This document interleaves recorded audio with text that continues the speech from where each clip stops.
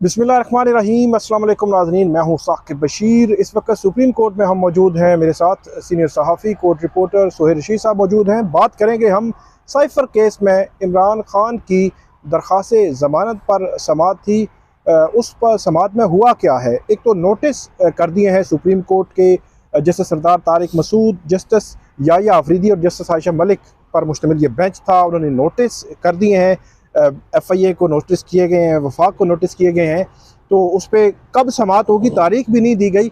लेकिन आज हम बात करेंगे कि बेंच का मूड क्या है, क्योंकि साइफर केस पहली दफ़ा सुप्रीम कोर्ट आया है। तो सुप्रीम कोर्ट उस पूरे केस को कैसे देख रही है, जिसको इतना बड़ा जो है वो बयान किया जा रहा है। बहुत शुक्रिया सुहेल रशीद साहब। आप पहले तो मूड बताएं, फिर हम 1 बाय 1 पॉइंट्स पे जाएंगे कि आपको क्या लगा है, सुप्रीम कोर्ट का मूड क्या है। देखिए, मूड को एग्जैक्टली प्रिडिक्ट करना तो बिल्कुल ही मुमकिन नहीं होता जब कोर्ट फैक्ट्स का अभी बिल्कुल जब दूसरी पार्टी को सुनना बाकी हो। तो अभी एक ही पार्टी का मौकफ नोटिस जारी करने की हद तक सुना गया है। आज इमरान खान साहब के 2 केसेस थे सुप्रीम कोर्ट के सामने। एक था FIR, वो क्या कहते हैं, क्वेश्चनमेंट ऑन बेसिस ऑफ कि जी चार्ज फ्रेम गलत हुआ है। तो उसमें हामिद खान साहब वकील थे, उन्होंने कहा जी कल इस्लामाबाद हाईकोर्ट का जो फैसला है उसकी बुनियाद पर मैंने अमेंड करनी है पिटीशन, तो टाइम दिया जाए। उन्होंने टाइम लिया है, लेकिन सलमान सफदर साहब जो इमरान खान की जमानत के लिए आए हैं उन्होंने ना इस्लामाबाद हाईकोर्ट के कल के फैसले का हवाला दिया है, ना उसकी बुनियाद पर टाइम लिया है। उन्होंने केस के फैक्ट सामने रखे हैं और ये कहा है कि ये केस ही नहीं बनता, लिहाजा इसमें जमानत दी जाए। मूड की अगर आपने बात की तो कोर्ट ने सिर्फ शुरू से लेके ना कुछ फैक्ट्स पूछेंगे। सबसे पहले तो आप FIR बताएंगे, FIR क्या है। तो सलमान सफदर साहब ने बताया कि FIR एक तो ताखीर से दर्ज हुई है, जो बदनीति को जाहिर करती है। 7 माह की ताखीर है इसमें। और आपको पता है कि जब क्रिमिनल केस में FIR लेट हो तो वो अक्यूज उसकी फेवर लेता है। उन्होंने आगाज इसी से किया, उन्होंने कहा जी FIR 7 माह की ताखीर से है, तो इससे बदनीति जाहिर होती है। और उसके बाद उन्होंने दूसरा पॉइंट ये रखा कोर्ट के सामने कि इमरान खान के पास अगर कुछ दिन साइफर रहा है ना, तो शहबाज शरीफ के पास 169 डेज तक रहा है गुम होने से पहले।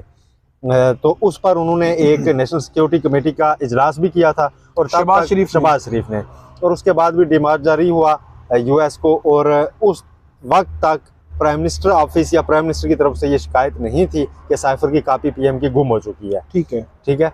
तो 169 डेज उनके पास साइफर की कापी रही है। उसके बाद कहा जाता है जी कि कापी हमारी गुम हो गई है। ये पॉइंट भी उन्होंने उसके सामने रखा, कोर्ट के सामने।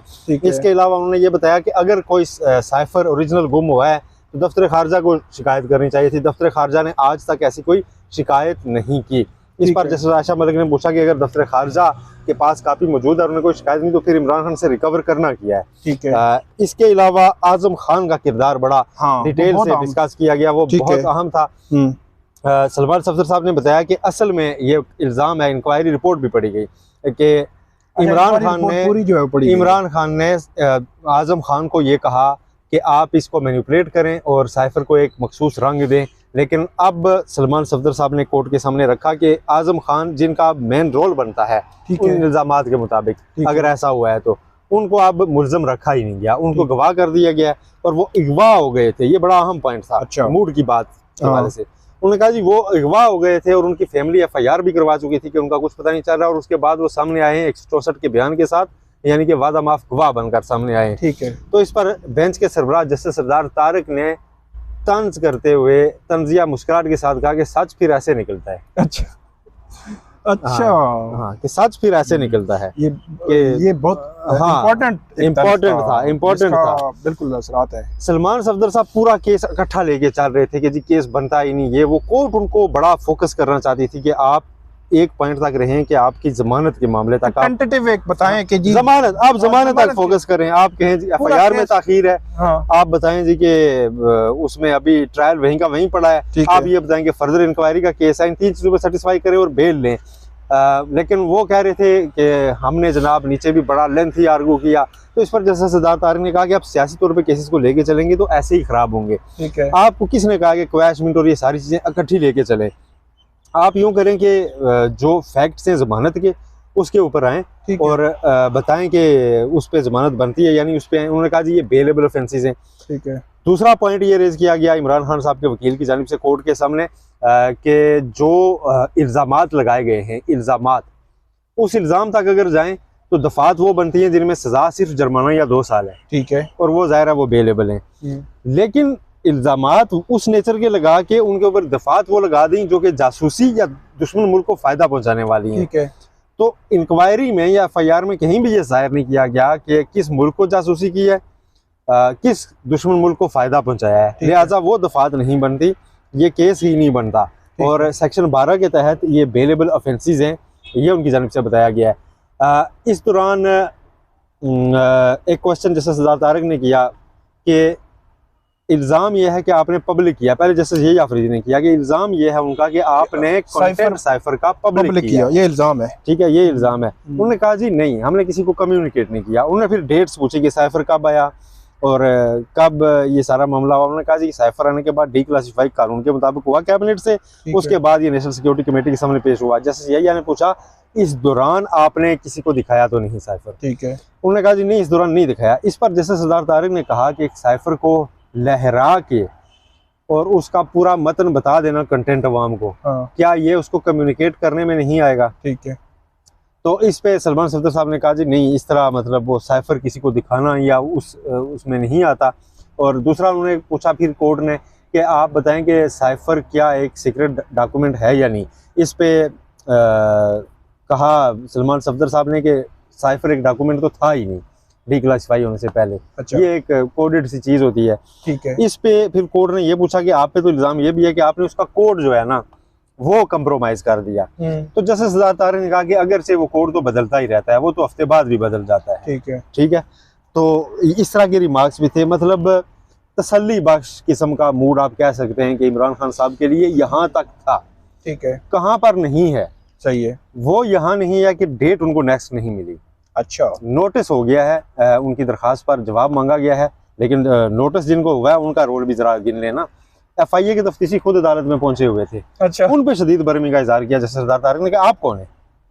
जावेद इकबाल वैंस साहब जो, हाँ जावेद इकबाल वैंस जो अटॉर्नी जनरल ऑफिस में एडिशनल अटॉर्नी जनरल, वो पेश हुए थे FIA की नुमाइंदगी करने। लेकिन उनसे पूछा कि आप, उन्होंने कहा जी FIA। तो उन्होंने कहा ये साहब कौन है साहब? उन्होंने कहा जी IO है। उन्होंने कहा क्यों, आपको किसने बुलाया है, आप किधर आ गए? जाए जाके पीछे बैठे हैं, आपको कोई नोटिस नहीं हुआ तो किधर आए? उनकी सर्जनश करके उनको बिठा दिया। अच्छा, अब उनको नोटिस हो गया है। लेकिन सलमान सफदर ने कहा कि आप हमें डेट दे दें अगली। ठीक। जैसे सरदार तारिक ने कहा कि आप इस केस को इतना स्पेशल ना बनाएं, इसको सादा केस के तौर पे चलने दें। और फिर हमारी तरफ देख के कहा कि ये साफी तो भी जाके लिखना शुरू कर देंगे, पता नहीं डेट क्यों नहीं दी।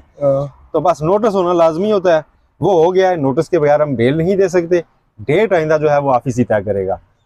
अच्छा, तो ये आज की प्रोसीडिंग थी। तो वैसे क्या भूमि तौर पर आपका आइडिया क्या है, कितना टाइम नहीं देखें, इसमें 2 हफ्ते तो मेरा ख्याल है उनको जाएगा। लेकिन FIA जितनी जल्दी में थी, उनको टाइम 2 हफ्ते चाहिए नहीं। पूरा रिकॉर्ड इधर नीचे दिया हुआ, FIA की तफ्तीशी खड़े थे। अच्छा, वो तो चाह रहे थे कि अभी मुझसे सुन ले और दे जमानत। अच्छा, वो फिर यही होता है, उनको सुन लिया जाता तो क्या रह जाता। अच्छा, एक चीज बताइएगा कि एक और भी उन्होंने कहा था कि आपने जो टेक्निकलिटीज में जो पॉइंट आउट की हैं, टेक्निकलिटीज इसमें मतलब इसमें जो एरर जो है ट्रायल में या ये वो, तो कोई ऐसी बात भी हुई कि उन्होंने कहा कि इस किस्म के एरर तो जब ट्रायल हो जाता है बाद में आपको अगर अपील में फायदा देते हैं, या इस किस्म की सिचुएशन में क्या बात हुई थी इस किस्म की कोई? देखिए, उन्होंने कहा था कि हम ट्रायल अभी नहीं कर रहे, हम इन फैक्ट्स का ट्रायल के तौर पे नहीं ले रहे। ये जो भी लगुनाज़ हैं ये आपको ट्रायल में फायदा दे सकते हैं। सही है, ठीक है। आप सिर्फ हमें उनको बस फोकस करवा रहे थे कि आप किसी तरह सिर्फ बेल तक रहे, वो ठीक। वैसे और हाँ, आप 60 साल से, खुद उन्होंने बताया, जैसे सरदार तारिक ने कहा कि आप 60 साल से कम नहीं है। हाँ, ये भी एक ग्राउंड होता है, आप की ग्राउंड है। ठीक है, FIR में ताखीर आपकी ग्राउंड है। आप बताएं कि केस फर्दर इंक्वायरी का है तो आपका क्रिमिनल रिकॉर्ड नहीं है। हाँ, ये ग्राउंड है। लेकिन एक चीज और है ना, आजम खान के किरदार पे दोबारा आते हैं। अच्छा, आजम खान के किरदार पे जब सलमान सफदर ने ये कहा कि वो पहले मुल्ज़िम थे और फिर उनको गवाह बना दिया गया। जैसे यही ने पूछा कि पहले कहीं लिखा हुआ है कि वो मुल्ज़िम है, तो उन्होंने इंक्वायरी में से पढ़ा जी कि इनको कहा गया मैनिपुलेट करें और ये, तो उसमें रोल मुल्ज़िम का ही बनता है। उन्होंने कहा नहीं, आप आखिरी लाइन पढ़ें, उसमें IO ने लिखा हुआ है कि फर्दर इन्वेस्टिगेशन के बाद इनका रोल सर्टेन होगा। ठीक, तो वो कहीं तक अभी सरफेस नहीं हो रहा कि आजम खान को पहले कहीं एक्यूज लिखा गया है या नहीं। ओके, अगर से उनका जो रोल बताया गया है कि मैनिपुलेट उनको करने का कहा गया और उन्होंने किया, वो बज़ाहिर मुल्ज़िम का ही बनता है। लेकिन अब वो चूंकि वादा माफ गवाह के उसमें आ चुके हैं, तो कोर्ट उन सारे फैक्ट्स के ऊपर जाए बगैर बेल को खाली टच करना चाह रही है। बहुत शुक्रिया सोहेल रशीद साहब। आखिरी बात सिर्फ मैं नाज़रीन यहाँ पे कर दूं कि अगर सुप्रीम कोर्ट इस मामले में थोड़ा सा इन डेप्थ में चली गई कि आज़म खान का 164 कैसे हुआ, तो फिर मेरा ख्याल है चीज़ें जो है वो सारी क्लियर हो जाएंगी कि ये